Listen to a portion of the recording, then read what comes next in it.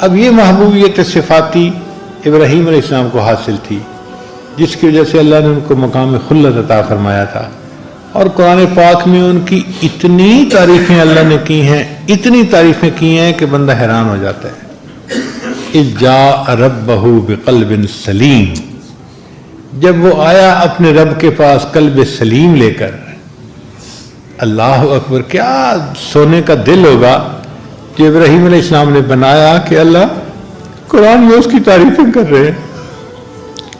شاکر لانعمہ، اللہ کی نعمتوں کا شکر ادا کرنے والے، اجتباہ وہداہ الی صراط مستقیم، اللہ نے چن لیا، خاص کر لیا اسے اپنے لیے، اور اے میرے محبوب آپ بھی ان کے نقش قدم پہ چلیے۔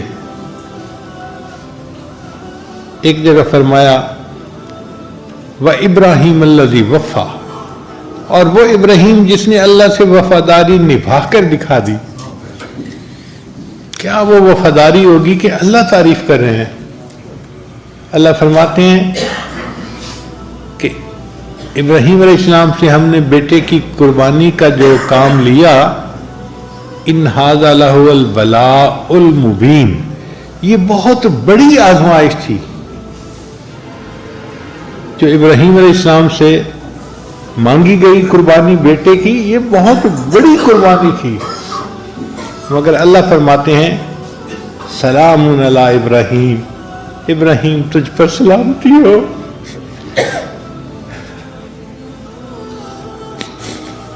ابراہیم تو جیتا رہے، ہماری زبان میں اس کا ترجمہ یہ بنے گا، اب جیسے کسی بچے سے خوش ہوتے ہیں نا تو عورت دعا دیتی ہے، اے بیٹے تو جیتا رہے، سلام علی ابراہیم، بالکل یہی مانے، ابراہیم تو جیتا رہے، تو نے کتنی بڑی قربانی دی۔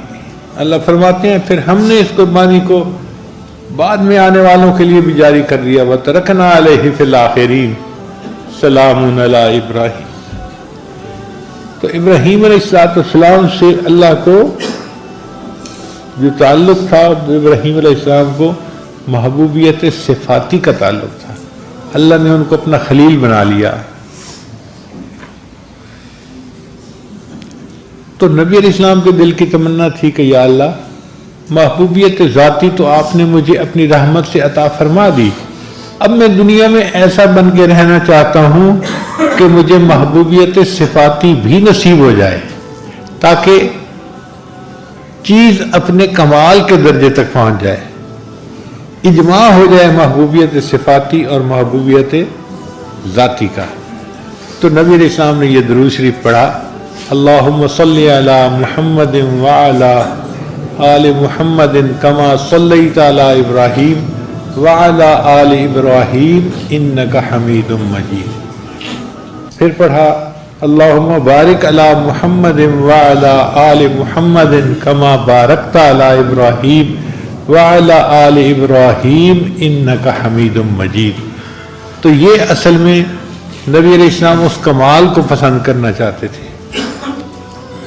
یعنی نبی علیہ السلام چاہتے تھے کہ میری حقیقت محمدی جو ہے وہ حقیقت احمدی کے ساتھ متصل ہو جائے۔ آپ کا نام محمد اس دنیا میں تھا، آخرت میں آپ کا نام احمد ہوگا۔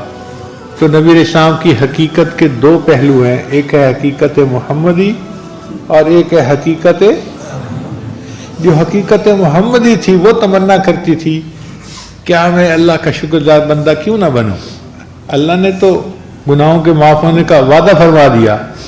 تو نبی علیہ السلام فرماتے ہیں افلا اکون عبدا شکورا، کیا میں اللہ کا شکر گزار بندہ نہ بنوں۔ وہ جو حقیقت محمدی تھی وہ تڑپتی تھی کہ کاش میں عروج حاصل کروں حتیٰ کہ حقیقت احمدی کے ساتھ وصل ہو جاؤں۔ اس لیے نبی اسلام مجاہدہ فرماتے تھے، مشقت اٹھاتے تھے، دین کی خاطر آپ نے بہت قربانیاں دی۔ اور امام ربانی مجدد ثانیہ نے اپنے مکتوبات میں لکھا ہے کہ نبی علیہ السلام نے جو امت کو دین سکھایا اور امت نے نیکیاں کی، اب اس کا ثواب نبی علیہ السلام کے اعمال نامے میں بھی گیا نا، الدال علی الخیر کفاعلہ، تو یہ ثواب نبی علیہ السلام کے بھی حصے میں گیا۔ اور یہ اتنا ثواب کہ مجدد صاحب فرماتے ہیں کہ نبی علیہ السلام کے پردہ فرمانے کے 1000 سال کے بعد حقیقت محمدی کو عروج حاصل ہوا اور وہ حقیقت احمدی کے ساتھ متصل ہو گئی۔ اب نبی علیہ السلام کی دونوں حقیقتیں ایک ہیں۔ آپ کو اللہ نے محبوبیت ذاتی بھی دی ہے اور آپ کو اللہ نے محبوبیت صفاتی بھی دی ہے، اور یہ محبوبیت صفاتی دنیا میں مل سکتی تھی اور نہیں کہیں مل سکتی۔ دنیا ہی ہے جس میں انسان اعمال کرے تو اس کو اللہ تعالیٰ روحانی ترقی عطا فرماتے ہیں، تو اس لیے درود شریف آ گیا۔ اب درود شریف کے بعد پھر دعا سکھائی گئی، تو دیکھو کتنی خوبصورت دعا، رب اجعلنی مقیم الصلاۃ ومن ذریتی ربنا وتقبل دعا ربنا اغفر لی ولوالدی وللمؤمنین یوم یقوم الحساب۔ اب آپ سبحانک اللہم سے لے کے یوم یقوم الحساب تک دیکھیں کیا خوبصورت مضمون ہے نماز میں، اور اگر انسان کو ان معنی کا اندازہ ہو اور پتہ ہو کہ میں اپنے رب کے سامنے کھڑا ہوں تو انسان اپنی نماز کو انجوائے کرتا ہے۔ اس لیے نبی علیہ السلام فرماتے تھے قرۃ عینی فی الصلاۃ، میری آنکھوں کی ٹھنڈک نماز میں ہے۔ نبی علیہ السلام اس لیے فرماتے تھے ارحنی یا بلال، بلال اذان دے میری آنکھوں کو ٹھنڈک پہنچا دے۔ نبی علیہ السلام نماز کے وقت کا انتظار کیا کرتے تھے، صبح پڑھتے تھے نماز، ظہر کا انتظار، ظہر پڑھتے تھے عصر کا انتظار، عصر پڑھتے تھے مغرب کا انتظار، مغرب پڑھتے تھے عشاء کا انتظار۔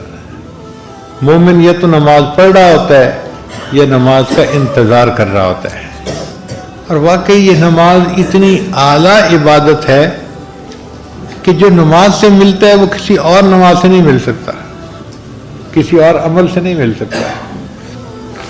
امام ربانی مجدد ثانی رحمۃ اللہ اپنے مکتوبات میں لکھتے ہیں کہ جو لوگ قوالیاں سنتے ہیں اور مست ہوتے ہیں اور بھنگڑے ڈالتے ہیں، یہ بیچارے وہ لوگ ہیں جن کو نماز کی حقیقت کا پتہ ہی نہیں ہے۔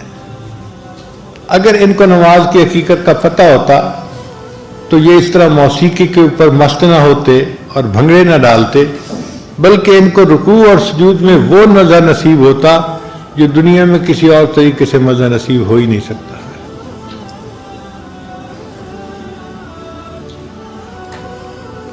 اس لیے ہمارے مشائخ جو بیعت ہوتے تھے نا، تو ان کا مقصد یہی ہوتا تھا کہ اپنے شیخ سے نماز کے اسرار و رموز سیکھیں اور اپنے اکابر جیسی نماز پڑھنا ہمیں بھی حاصل ہو جائے۔ شاہ اسماعیل شہید رحمۃ اللہ علیہ سید احمد شہید رحمۃ اللہ کی خدمت میں حاضر ہوئے تو یہ کہا کہ حضرت مجھے بھی صحابہ جیسی نماز پڑھنا سکھا دیں، مجھے بھی صحابہ جیسی نماز پڑھنا سکھا دیں۔ تو شاہ اسماعیل شہید رحمۃ اللہ علیہ نے رات کو ان کی چارپائی اپنی چارپائی کے قریب لگوا دی، تہجد کے وقت پوچھا اسماعیل اٹھ گئے ہو؟ حضرت اٹھ گیا ہوں، جاؤ وضو کر کے آؤ۔ وہ کہتے ہیں کہ میں گیا اور وضو کر کے آیا۔ پوچھا وضو کر لیا؟ حضرت وضو کر لیا۔ تو فرمایا اچھا اللہ کے لیے 2 رکعت پڑھ لو۔ وہ فرماتے ہیں کہ شاہ سید احمد شہید رحمۃ اللہ نے یہ جو لفظ کہا نا کہ اللہ کے لیے 2 رکعت پڑھ دو، اس نے میرے دل کا تالا ہی کھول دیا۔ میں نماز میں کھڑا ہوا، میرے ہاتھ نہیں تھمتے تھے، وہ تالے کھل گئے تھے، اور اس دن میں نے پہلی مرتبہ ایسی نماز پڑھی کہ مجھے گمان ہوا کہ شاید صحابہ ایسی نماز پڑھتے تھے۔ اس نماز کو ہمیں سیکھنا چاہیے اور اس کو ایسے پڑھنا چاہیے کہ اللہ کو پسند آ جائے، ہماری نماز اللہ کو پسند آ جائے۔ اس لیے ساجد نے آپ حضرات کی خدمت میں آج نماز کے بارے میں چند باتیں عرض کر دی۔ علامہ اقبال نے بہت عجیب شعر کہا ہے، عشق اگر تیرا نہ ہو میری نماز کا امام، میرا قیام بھی حجاب میرا سجود بھی حجاب۔ اللہ کا عشق جو ہے وہ ہماری نماز کا امام ہو، پھر نماز نماز ہوگی۔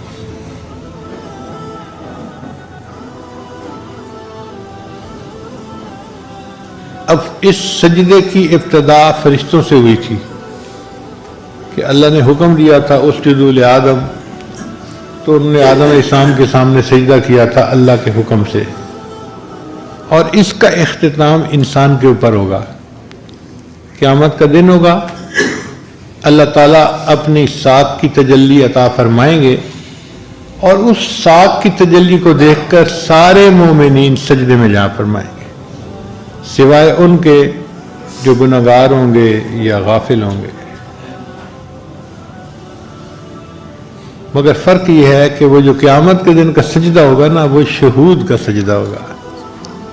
آج تو ہم غیب کے سجدے کرتے ہیں نا، کہ سجدہ تو کر رہے ہوتے ہیں، محبوب سامنے نہیں ہوتا، آنکھوں سے نظر نہیں آ رہا ہوتا، اور انسان کی فطرت ایسی ہے، اس کا دل چاہتا ہے کہ کچھ نظر آتا۔ کبھی اے حقیقت منتظر نظر آ لباس مجاز میں، کہ ہزاروں سجدے تڑپ رہے ہیں میری جبین نیاز میں۔ اللہ کبھی آپ مجھے ظاہر میں نظر آئیں تو دیکھیں ہزاروں سجدے میری جبین میں تڑپ رہے ہیں آپ کے سامنے، میں ان کو ادا کروں۔ اور یہ تمنا قیامت کے دن مومن کی پوری ہوگی، اس کو شہود کا سجدہ نصیب ہوگا۔ کتنے خوش نصیب ہوں گے وہ لوگ جن کو اللہ تعالیٰ یہ نعمت قیامت کے دن عطا فرمائیں گے، اور وہ اللہ کے سامنے اس حال میں سجدہ کریں گے کہ ان کو اللہ کی تجلی نصیب ہو رہی ہوگی۔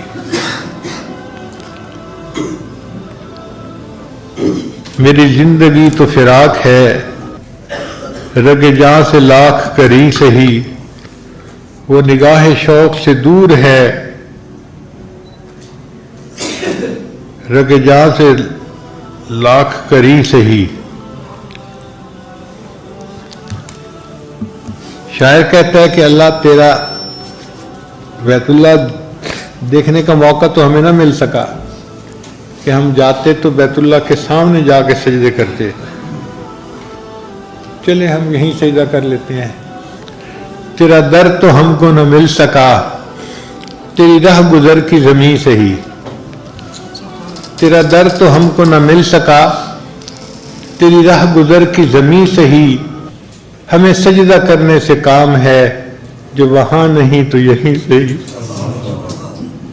اللہ ہم نے تو سجدہ کرنا ہے نا، اگر نہیں زیارت نصیب ہوئی تو کوئی بات نہیں، ہم یہیں پہ سجدہ کرتے ہیں، مگر اس طرح کرتے ہیں جیسے آپ ہمارے سامنے ہیں۔ سر طور ہو سر حشر ہو، ہمیں انتظار قبول ہے۔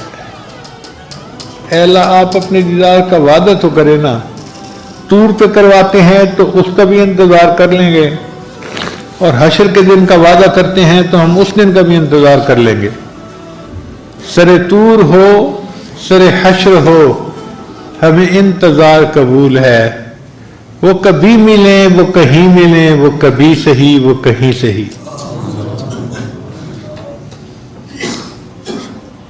اب جب چاہیں اور جہاں چاہیں تجلی کا وعدہ فرمائیں، اللہ ہم اس کا انتظار کرنے کے لیے تیار ہیں۔ اللہ تعالی ہمیں بھی اپنے ان خوش نصیب بندوں میں سے بنائیں جن کو جنت میں اپنے رب کا دیدار نصیب ہو، اور وہ اس نعمت سے فیض یاب ہوں۔ وآخر دعوانا ان الحمد للہ رب العالمین۔